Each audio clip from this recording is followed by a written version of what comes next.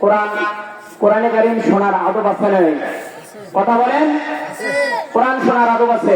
যদি আমরা কোরআন শুনতে আসি, যদি আমরা বেয়াদব হয়ে যাই, তাহলে এই কোরআন শোনার মূল্য থাকলো? রব্বুল আলামিন বলেন সূরা আরাফের মধ্যে রব্বুল আলামিন জানিয়ে দিয়েছে, হে দুনিয়ার মানুষেরা, যখন তোমাদের সম্মুখে যখন কোরআন তেলাওয়াত করা হবে, হে দুনিয়ার মানুষেরা, ওই সময়ে তোমরা নিস্তব্ধ থাকিও আর তোমরা কান লাগিয়ে শ্রবণ করো। ধরে বলেন সুবহানাল্লাহ।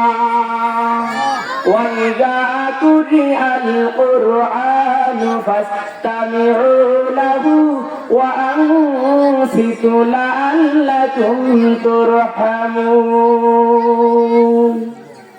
রব্বুল আলামিন সূরা আরাফের ভিতরে জানিয়ে দিয়েছে, হে দুনিয়ার মানুষেরা, তোমাদের সম্মুখে যখন কোরআন তেলাওয়াত করা হবে, ওই সময় তোমরা দুইটা আদব রক্ষা করবা।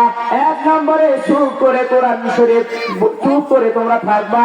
দুই নম্বরে কান লাগিয়ে লাগিয়ে কোরআনে কারীমের কথা শ্রবণ করবা। জোরে বলেন না সুবহানাল্লাহ। আমি শুরুতে বলতেছি, আদব রক্ষা করবেন। আশা করি আপনাদের একালীন এবং পরকালীন জীবনকে আল্লাহ তাআলা সুখময় করবে। সবাই বলেন আমিন।